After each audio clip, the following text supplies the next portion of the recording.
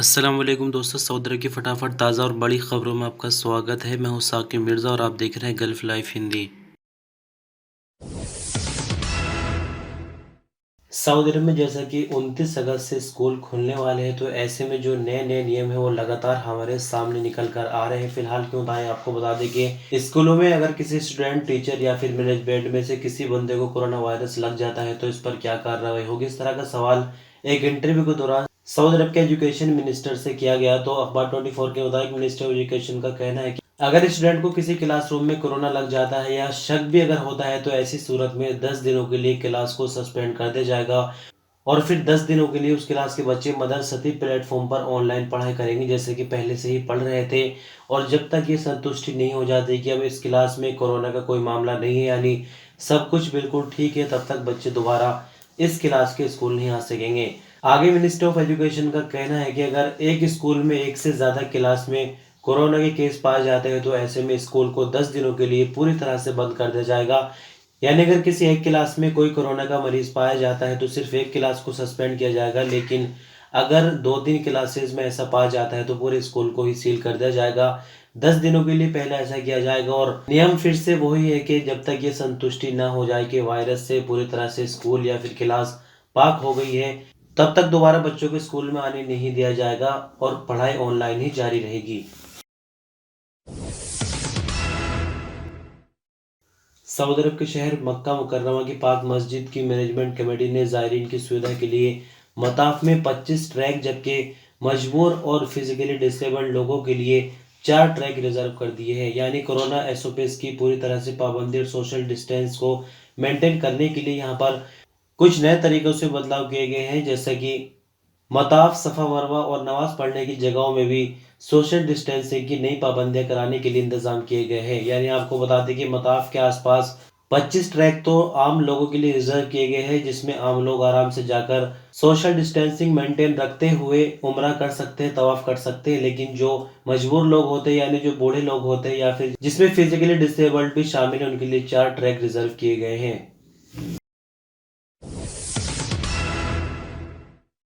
Saudi अरब की ministry of commerce ने ई shopping centre से ग्राहक को 5 लाख रियाल वापस दिला दिए हैं। सेंटर चैन से सामान टाइम पर डिलीवर करने में टाल मटोल हो रही थी।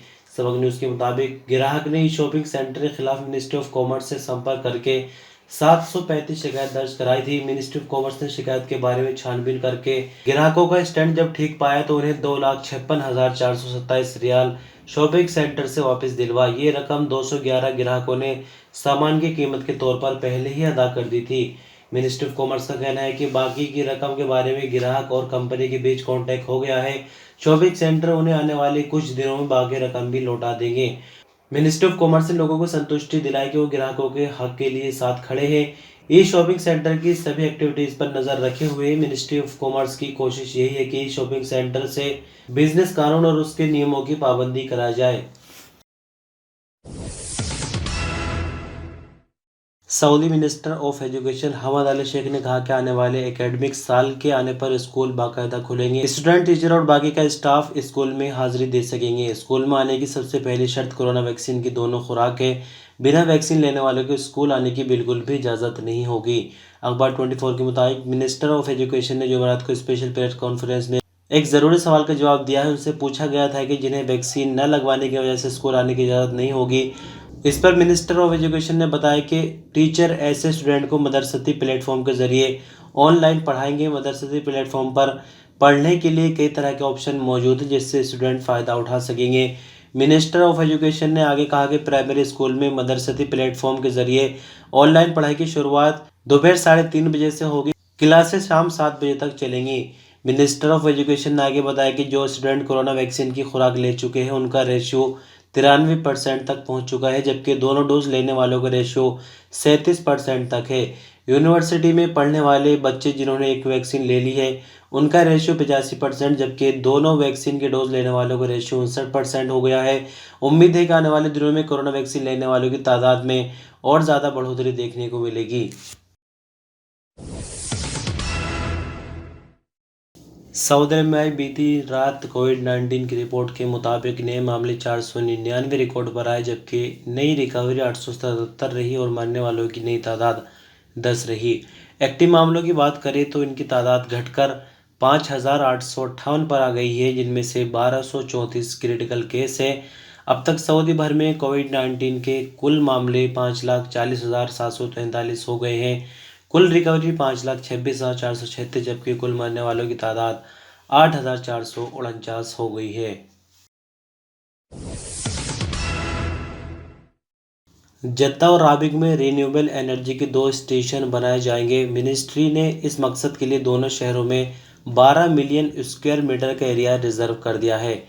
अखबार 24 के मुताबिक एनर्जी मिनिस्ट्री का कहना है कि जद्दा इंडस्ट्रियल सिटी 3 में 600 मेगावाट बिजली तैयार करने वाला पावर स्टेशन बनाया जाएगा, जबकि राबिग इंडस्ट्रियल सिटी में भी इतनी ही बिजली तैयार करने वाला दूसरा पावर स्टेशन बनाया जाएगा। एनर्जी मिनिस्ट्री का कहना है कि वो रिन्यूएबल एनर्जी और गैस के जरिए बिजली पैदावार को लगातार बढ़ा रही है। सऊदी अरब का ये टारगेट है कि फ्यूचर में रिन्यूएबल एनर्जी का ज़्यादा से ज़्यादा इस्तेमाल हो। मिनिस्ट्री का आगे कहना है कि renewable energy programme Saudi government का बहुत अहम हिस्सा है। इससे बिजली के स्ट्रैटेजिक टारगेट पूरे होंगे। प्राइवेट सेक्टर के लिए भी ये प्रोजेक्ट काफ़ी फायदेमंद साबित होंगे। सऊदी अरब में बचा हुआ खाना वेस्ट होने के कारण हर साल 40 अरब रियाल से ज़्यादा कीमत का नुकसान उठाना पड़ता है। सऊदी अरब की सरकारी एजेंसी एसपीए के मुताबिक ये बात एग्रीकल्चर मिनिस्टर और सऊदी अरब में अनाज ऑर्गेनाइजेशन सागो के चेयरमैन अब्दुल रहमान अल फजली ने अपनी रिपोर्ट में बताई है। एग्रीकल्चर मिनिस्टर अल फजली ने कहा कि खाने पीने की चीज़ें जितनी सऊदी अरब में बर्बाद की जाती है, यानी जितना खाना सऊदी अरब में खाया जाता है उसका 33% हिस्सा यूं ही वेस्ट हो जाता है। उन्होंने आगे कहा कि खाने पीने की चीज़ों को इस तरह से बर्बाद करने के तरीकों को बदलना होगा और इसमें हम सबको बढ़ चढ़कर अपना हिस्सा लेना होगा, क्योंकि इस तरह से खाना वेस्ट करने से एक तरफ तो जो माली नुकसान हो रहा है वो तो है ही, लेकिन साथ में जो इन्वायरमेंट है हम कहीं ना कहीं उसको भी प्रदूषित कर रहे हैं, जिसका हमें ही खामियाजा भुगतना पड़ता है। सऊदी अरब की अथॉरिटी ने एक पुलिस अफसर के कत्ल का इल्ज़ाम साबित हो जाने पर लोकल सऊदी को जुमेरात के दिन जद्दा में सजाए मौत दे दी है। सऊदी प्रेस एजेंसी के मुताबिक मिनिस्ट्री ऑफ इंटीरियर ने अपना बयान जारी करके कहा कि सऊदी शहरी अब्दुल अजीज बिन सऊद अल मालिकी ने सुरक्षा कर्मी डिप्टी सार्जेंट अब्दुल्ला बिन मशारी अल सबी को घात लगाकर मौत की घाट उतार दिया था। उसने अल सबी पर छुरी से कई वार किए थे, जिससे वो जान की बाजी हार गया था। मिनिस्टर ऑफ इंटीरियर ने आगे कहा कि सुरक्षा कर्मी की हत्या करने के बाद भागे हुए अल मालिकी को तलाश करके गिरफ्तार किया गया। पूछताछ के बाद उसे स्पेशलिस्ट फौजदारी अदालत के हवाले कर दिया गया। अदालत ने इल्जाम साबित हो जाने पर अल मालिकी को फसाद फिलर्ज यानी जमीन पर अशांति फैलाने के जुर्म में मौत की सजा सुनाई थी।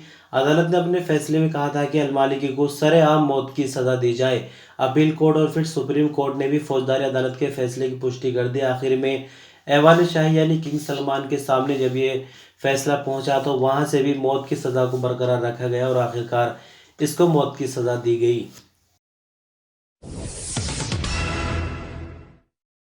और अंत में बात करेंगे मौसम को लेकर। सऊदी मौसम विभाग का कहना है कि जुमे को सऊदी अरब के कई इलाकों में गरज चमक के साथ बारिश और तेज हवाएं चलेंगी। अखबार 24 के मुताबिक मौसम विभाग का कहना है कि जुमे को सऊदी अरब के ज्यादातर इलाकों का मौसम ठीक रहेगा, लेकिन जाजार और असी रीजनों में ऊपरी इलाकों पर तेज हवाएं चलेंगी, जबकि वहां गरज चमक के साथ बारिश की भी उम्मीद है।